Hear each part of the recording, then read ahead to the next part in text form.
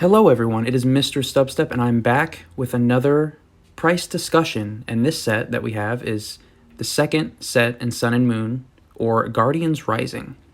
So I had my guesses originally before I started doing research on this set, but I guess you guys will see once we go down deeper into this document whether or not those things are true, and basically just which cards to look out for in general in this set.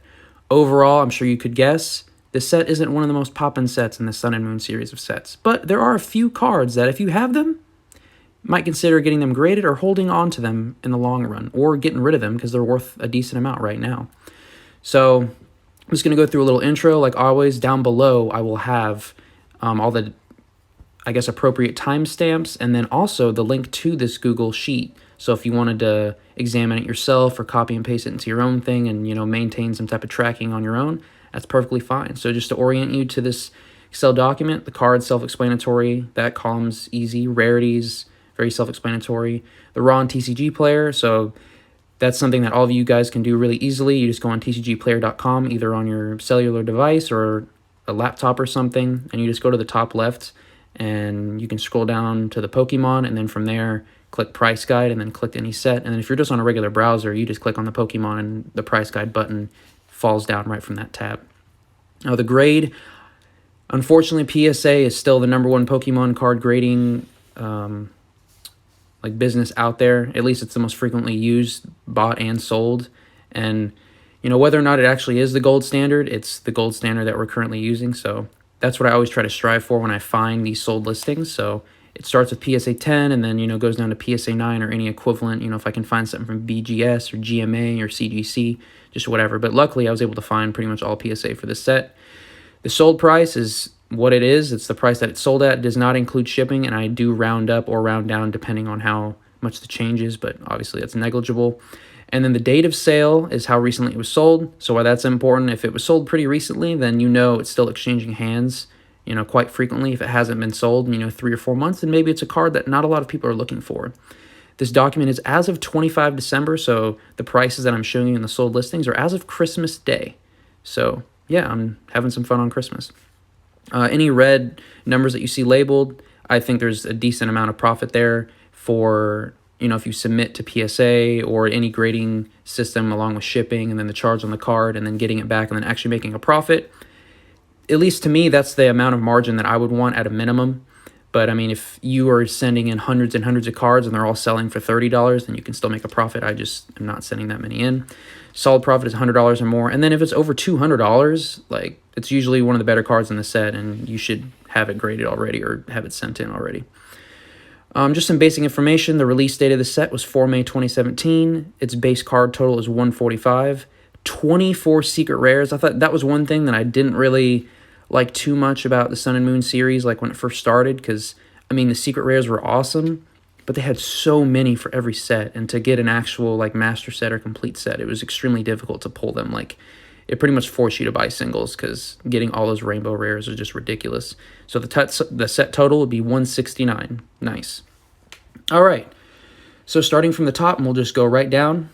Starting out with some GXs, really nothing of note there. The first one, Alolan Ninetales GX. I thought this would be one of the better, more collectible cards in this set, but I think Alolan Ninetales gets a lot, and Ninetales in general gets a lot of love in the card game and artwork, and there is the Hidden Fates variant of this card, so ultimately it didn't do too hot in this set. Just the regular Alolan Ninetales GX, I couldn't find any that actually listed out the price for the sold listing. So I just saw 2 sold listings that were listed at $49.99, but it was best offer accepted. Obviously, there's no way to actually know what they sold at. And another preface, I have all these prices of what they were sold at, but there's no way I can guarantee whether or not they were actually paid for. So, yeah. All right, so going down a little bit more, the first one that we run into that sells for decent is Metagross GX. So definitely keep an eye on Metagross throughout the set, because Metagross sells for pretty well. Metagross, it's a tank. People really like it in the video games. People like it in the show. It has a really cool shiny version in Hidden Fates. It's just a good Pokemon overall. Yeah. You think of metal types, that's what you think of. And it sold for 60, which isn't bad for a regular GX.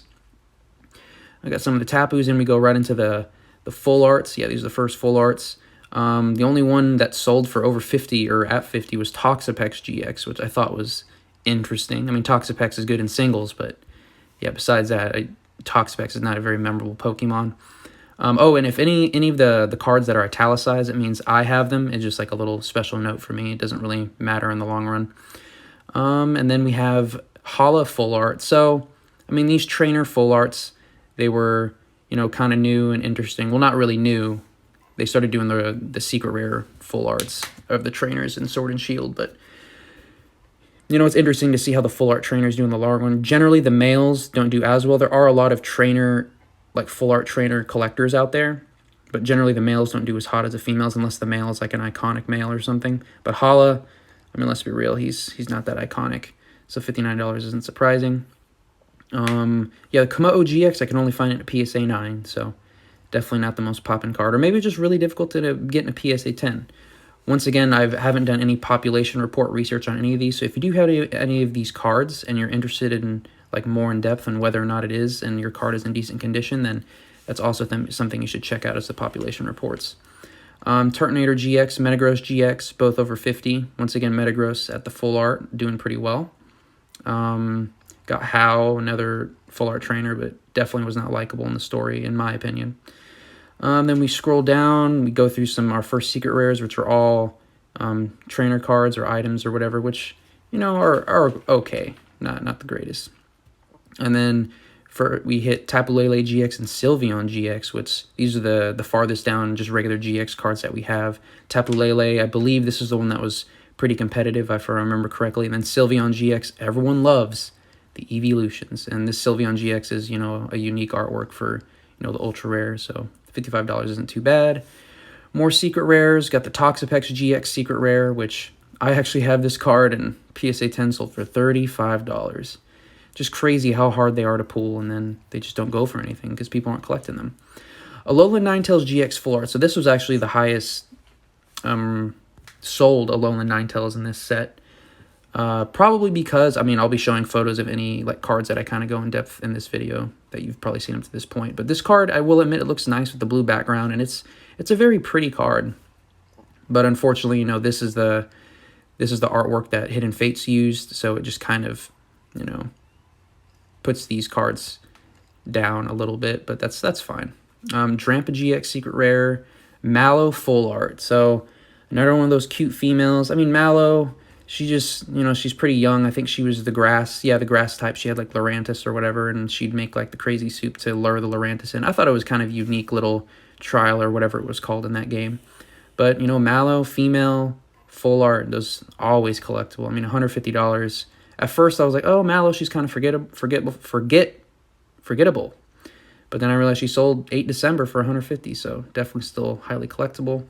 The Sylveon GX Full Art sold yesterday, Christmas Eve, for $36. I think that's a little undervalued, but maybe because there is the Shiny Fates version of this card, it's not worth as much. So generally, if there's a Shiny Fates variant, then the only one that's going to do somewhat well is the Rainbow version, because that one is still somewhat unique and extremely rare as well. We got some more secret rares. Primarina GX, so that's another one that's kind of of note within the set, are the starters. So Primarina and Decidueye a little bit farther down, they both sold for $125. And unfortunately, Incineroar only sold for $75, and that was back in October. So maybe, I can't remember, maybe Incineroar GX has some other higher rarity cards in other sets. Once I get to them, I'll definitely be brushed up on which cards are where, because I kind of stopped collecting around Shining Legends. So this will be a good learning experience for me as well. But Primarina and Decidueye, they stand strong, because in Sun and Moon Base, they had their first ultra rare cards, but they didn't have any secret rare forms, and this is the first set that they had their secret rare forms in. So you could argue starters, first time secret rare, there's always that collectible aspect to it. Tapu Lele GX Full Art, this is the highest rated Full Art down here, which makes sense, very competitive, and I think it's a pretty looking card as well. We got Metagross GX Secret Rare, sold for $150. That's not too bad at all. That's pretty solid, and it's a good looking card as well. I do like the artwork for it, and it's the same one that's used for I believe Hidden Fates as well, or maybe, yeah, I think so. And then the Rare Candy Secret Rare, $35. Woo, that's crazy. And then the Tapu Lele GX, $100, so not too bad. Got the other Lola Ninetales, which is the secret rare, which I was thinking, this is what the Hidden Fates one was based off of. Like, oh, it should be worth a lot, but I guess it's not. I guess people preferred the full art and or the Shining version to this. But once again, this is only one cell, very isolated incident, so who knows? Maybe that person just got lucky or no one was looking. That was back in October, so who knows? A lot of these cards aren't put up on eBay as frequently as, the Hidden Fates or the cards that are coming out right now or the vintage stuff. And then we get into all the secret rare energies, which, in my opinion, are decently collectible, especially the Sun and Moon ones, because they actually look really good. Like, there's been previous, or actually, I don't know if there have been. Actually, yeah, there have been, like, previous, like, secret rare energies, and I think these ones just look really nice because they have that gold shimmer. The grass energy I actually have, so pretty proud of that one. Grass being my favorite type in Pokemon.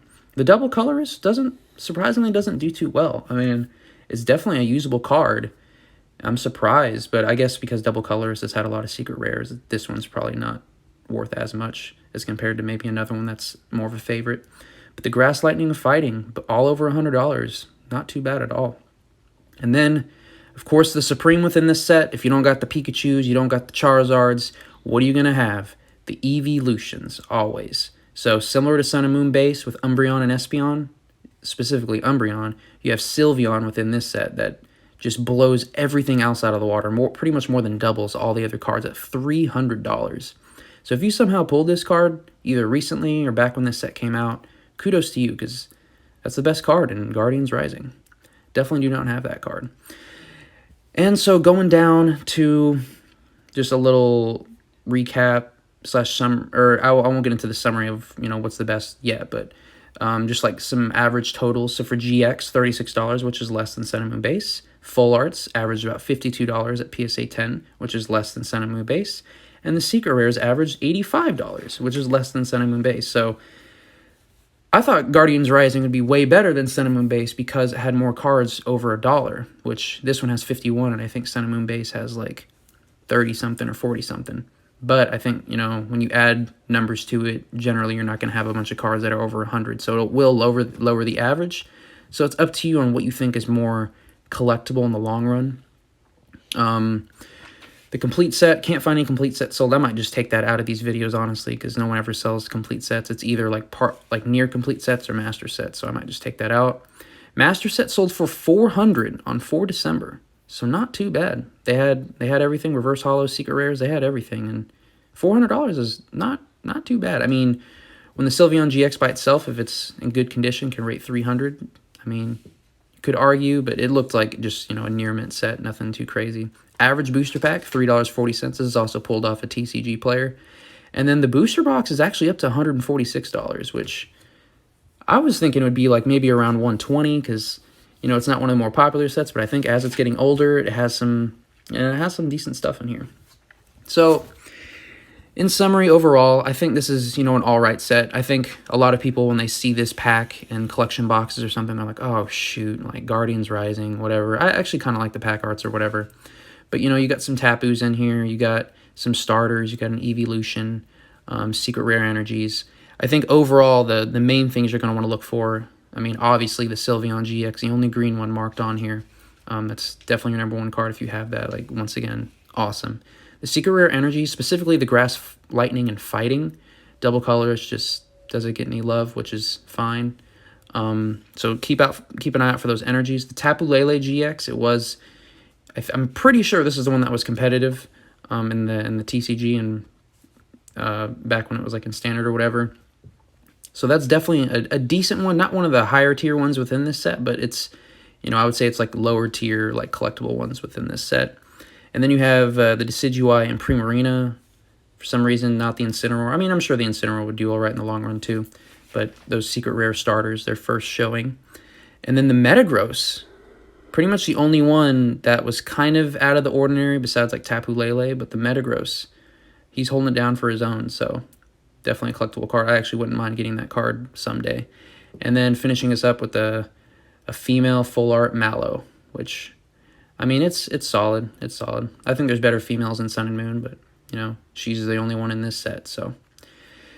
yeah, that's pretty much it. Definitely let me know down below what you guys think about this set. If you agree with anything that I said, disagree with anything that I said. If you have any of these cards, or maybe you just have a master set that you're sitting on. Maybe this will provide a little bit of insight. Obviously, tomorrow, a week from now, a year from now, all of this stuff will be completely outdated. But I think it's nice to get a little snapshot and see what you have in the moment, and then you can kind of create graphs and data based off of there. But yeah, I want to thank you guys so much for watching, and if this is your second video of mine, you know, consider subscribing and leave a like if you enjoyed this. All right, thank you guys.